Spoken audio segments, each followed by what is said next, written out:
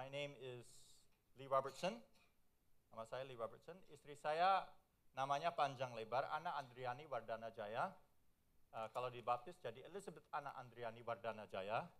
Bisa habis tinta kalau nulis nama ya. Adik ipar saya banyak namanya panjang-panjang juga. Saya sampai bingung.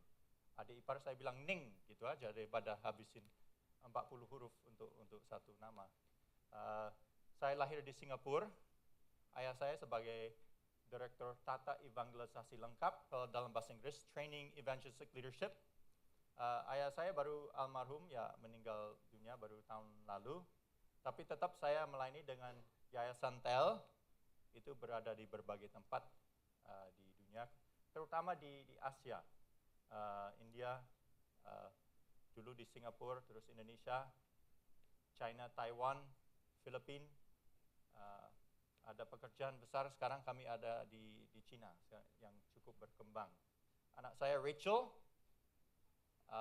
dan Joel, mereka tinggal di Austin. Istri saya harus menyesuaikan diri di dunia barat, di sini di mana harus ngejar ekor terus, maksudnya the fast pace of life is a different style of life here in America, tapi dia sudah bisa mengadaptasikan diri ke lifestyle di sini. Kita akan mulai kebenaran firman Tuhan. Kita akan lihat dari Yesaya 58 ayat 10 sampai dengan 12. Dan ini adalah firman Tuhan yang ayah saya sampaikan untuk New Year's speech. Maksudnya sebelum mulai tahun baru, ini sebagai satu tantangan buat kita semua supaya kita bisa mengevaluasi kehidupan kita. Nah, kita harus relax. Are you expecting great things from God? We have to rest in the peace and love. Kalau ini keluarganya agak unik ya, dari Jawa ya, Jawa Tulen. Ini pakaian adat orang Jogja. Maksud saya ini, kalau kita di dalam kehidupan ini, kita tidak berjuang dengan kekuatan kita sendiri. Kita harus tinggal bersama dengan Tuhan, bersandar kepada kekuatan Tuhan kalau kita ingin melakukan perkara yang besar bagi Tuhan. We have to relax, we have to let God do the work within our lives. Saya akan baca firman Tuhan ini. Apabila engkau menyerahkan kepada orang lapar apa yang kau inginkan sendiri, dan memuaskan hati orang yang tertindas, maka terangmu akan terbit dalam gelap. Dan gelapmu akan seperti rembang tengah hari. Tuhan akan menuntun engkau senantiasa dan akan memuaskan hatimu di tanah yang kering. Dan akan membaharui kekuatanmu. Engkau akan seperti taman yang diairi dengan baik dan seperti mata air yang tidak pernah mengecewakan.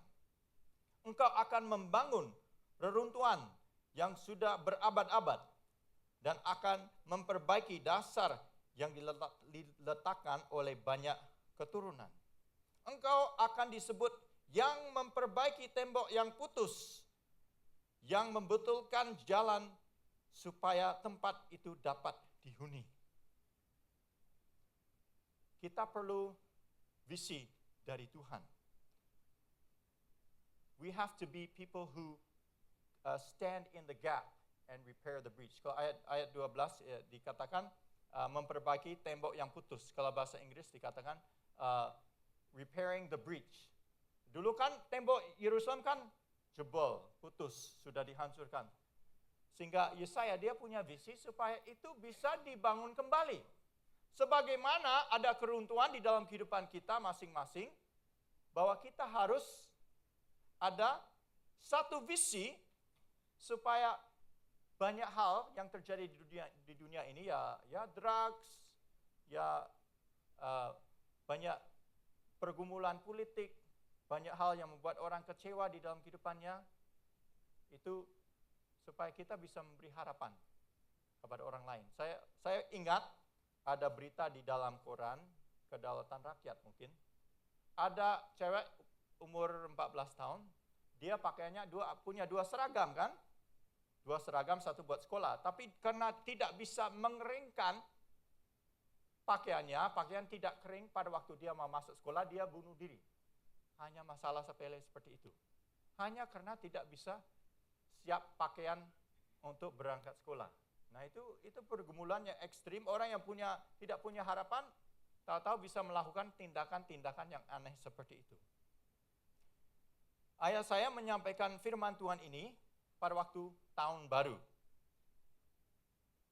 Dan dia punya satu visi untuk Asia waktu itu. Dia tahun 50-an dia menyampaikan firman Tuhan ini.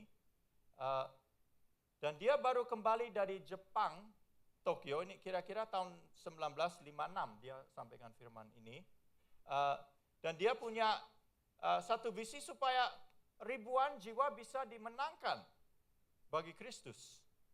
Dia menikah dengan orang Lois. Itu mami saya yang pertama kan sudah meninggal dunia, tetapi saya termasuk anak ya dari mami kedua kan. Janet and Sue are my oldest brothers and sisters. They live in Texas also right now.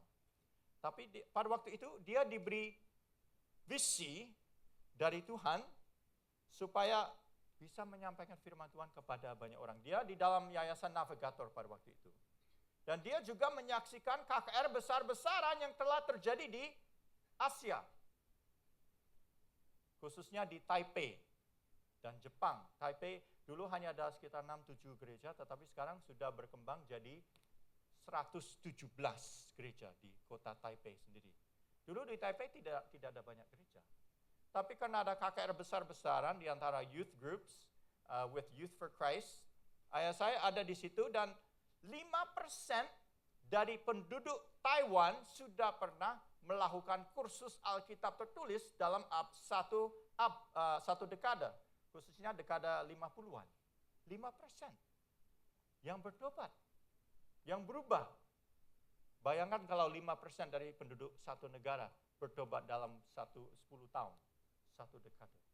Ada gerakan yang luar biasa yang terjadi di Taiwan pada waktu itu. Dan juga di Jepang, ayah saya terlibat di dalam tindakan follow-up work after the crusade. Mereka membina bayi-bayi rohani di dalam kehidupan rohani sehingga mereka bisa dituntun dengan Bible study lessons, correspondence courses, Gospel of John disediakan untuk semua orang yang ingin bertumbuh. 6.000 orang tahun 1958 yang bertobat. Mereka diberi izin untuk khotbah KKR di tengah stasiun kereta api. Mereka diberi kesempatan supaya bisa khotbah di situ. Ya bayangkan kalau saya pergi ke stasiun kereta api di Surabaya, saya bilang, Pak Presiden, saya mau khotbah KKR di Surabaya ya. Boleh enggak ya?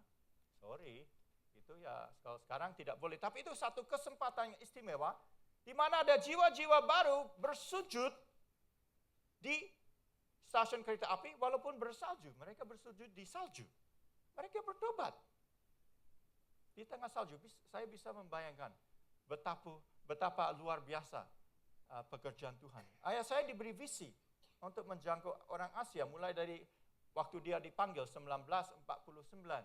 Dia pergi ke Cina.